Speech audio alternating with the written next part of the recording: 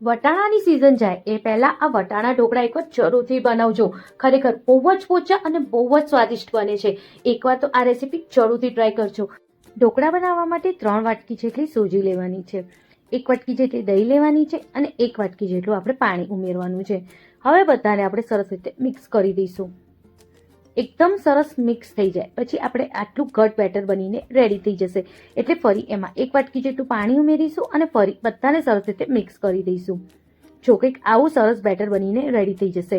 હવે એને 10 મિનિટ ઢાંકીને સાઈડમાં મૂકી દઈશું, જેથી સરસ રીતે સોજી ફૂલી જાય. એક મિક્સર જારમાં 4 લીલા મરચાં, 7 થી 8 કળી લસણની, એક નાનો કટકો આદુનો અને એક થોડી આપણે કોથમીર લઈને એને સરસ આપણે ક્રશ કરી લેવાનું છે. 1.5 વાટકી જેટલા વટાણા લઈને એને પણ સરસ રીતે ક્રશ કરવાનું. અગર સરસ ક્રશ ના થાય તો 2 થી 3 ચમચી જેટલું પાણી ઉમેરીને આવી એક સરસ આપણે પેસ્ટ રેડી કરી દેવાની છે વટાણાની. હવે એ વટાણાની પેસ્ટને આપણે સોજીના બેટરમાં લઈ લઈશું. 1 ચમચી જેટલી ખાંડ લેવાની છે અને મીઠું આપણે સ્વાદ મુજબ ઉમેરવાનું છે. બધાને સરસ રીતે મિક્સ કરવાનું છે જ્યાં સુધી વટાણાની પેસ્ટ અને જે સોજીનું બેટર છે એ બધું સરસ રીતે મિક્સ ના થઈ જાય. મિક્સ થઈ જાય એટલે એને સાઈડમાં મૂકી દેવાનું. જે થાળીમાં ઢોકળા બનાવવાના હોય એ થાળી ઉપર હવે આપણે તેલ લગાવવાનું છે. સરખું તેલ લગાવવાનું છે જેથી જ્યારે આપણે ઢોકળા બાફીએ ને ત્યારે નીચે ચોટે નહીં. હવે એ થાળીને પણ સાઈડમાં મૂકી દઈશું. બેટરમાં 2 પેકેટ જેટલું ઈનો ઉમેરીશું. ઈનોની ઉપર થોડું પાણી ઉમેરીને સરસ રીતે મિક્સ કરી દઈશું. એકદમ સરસ મિક્સ કરવાનું છે. જ્યારે સરસ રીતે બધું મિક્સ થઈ જાય તો જે થાળીમાં આપણે તેલ લગાવ્યું હતું એ થાળીમાં હવે આપણે બેટર પાથરીશું. કંઈક આવી રીતે 3 મોટા ચમચા જેટલું મેં આમાં બેટર લીધું છે અને કંઈક આવી રીતે બધી બાજુ સરસ રીતે ફેલાઈ દેવાનું છે. થોડું ઉપરથી આપણે લાલ મરચું ભભરાઈશું. લાલ મરચાંની જગ્યાએ તમે કાળા મરી પણ ભભરાઈ શકો છો.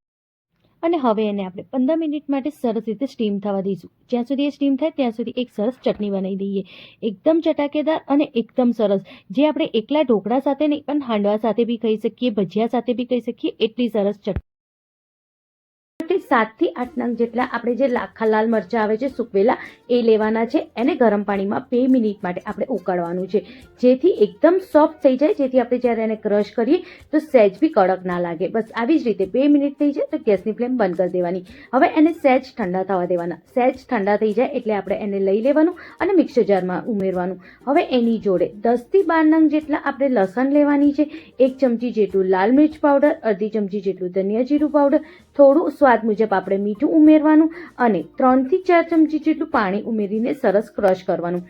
એક પેનમાં 2 ચમચી જેટલું આપણે દેશી ઘી ઉમેરવાનું અને જે ક્રશ કરેલી જે ચટણી છે એ ઉમેરવાની. હવે મિક્સર જારમાં 1 વાટકી જેટલું પાણી લેવાનું અને એને બરોબર મિક્સ કરીને એ પાણીને પણ ચટણીની જોડે આપણે ઉમેરવાનું છે. હવે બધાને સરસ રીતે મિક્સ કરવાનું અને મીડિયમ ગેસ ઉપર એને આપણે સરસ રીતે ઉકાળવાનું છે, જેથી જે આપણી ચટણી છે એકદમ સરસ ટેસ્ટમાં બનીને રેડી થાય. હવે તમે કહેતા હશો ક્યાં સુધી આપણે ઉકાળવાની? તો ત્યાં સુધી ઉકાળવાની જ્યાં સુધી બરોબર જે ઘી છે એ આ ચટણીમાંથી છૂટું ના પડે ત્યાં સુધી આપણે એને બરોબર ઉકાળવાનું છે. જો જ્યાં સુધી આવી રીતે ઘી છૂટું ના પડે ત્યાં સુધી આપણે ગેસની ફ્લેમ ચાલુ જ રાખવાની છે અને ઉકળવા દેવાની છે. હવે ગેસની ફ્લેમ આપણે બંધ કરી દેવાની અને એની અંદર થોડું આપણે લીલી કોથમીર ઉમેરવાની છે, કંઈક આવી રીતે. અને જો કેટલી સરસ આપણી ચટણી બનીને રેડી છે. ઈચ્છો તો તમે એને હાંડવા સાથે, ઢોકળા સાથે, ભજીયા સાથે પણ આ ચટણી બહુ જ ટેસ્ટી લાગે છે. ઘરમાં કંઈ શાક ના હોય તો પણ તમે આને રોટલી ભાખરી સાથે પણ ખાઈ શકો છો. 15 મિનિટ થઈ જાય પછી આપણે ઢોકળાને ચેક કરી લેવાનું. ટૂથસ્ટિક પર ચોટતું ના હોય તો ગેસની ફ્લેમ બંધ કરી દેવાની અને ઢોકળાને ડીશને ઠંડુ થવા દેવાનું. ઢોકળા ઠંડા થઈ જાય પછી થોડું આપણે સિંગ તેલ લગાવવાનું ઉપર. હવે વઘાર કરવા માટે તેલમાં થોડી હિંગ ઉમેરવાની, 1 ચમચી જેટલી રાઈ, 1 ચમચી જેટલું તલ અને થોડા કડી પત્તા ઉમેરીને સરસ રીતે વઘારને થવા દેવાનું. વઘાર થઈ જાય પછી ચારે બાજુ આપણે વઘારને કંઈક આવી રીતે ફેલાઈને ઉમેરવાનું છે કે આવી રીતે. જ્યારે વઘાર સરસ થઈ જાય પછી આપણે એને કાપા મૂકવાના છે. નાના મોટા જેવા કાપા મૂકવા માંગતા હોઈએ એવા આપણે મૂકી શકીએ છીએ. અને જો કેટલા સરસ આપણા વટાણા ઢોકળા બનીને રેડી છે. વટાણાની સિઝન જાય એ પહેલાં આ વટાણા ઢોકળા એકવાર જરૂરથી ટ્રાય કરજો. ખરેખર ખાવામાં બહુ જ ટેસ્ટી છે અને એની જોડે જે ચટણી બનાવી એ તો બહુ જ ટેસ્ટી લાગે છે.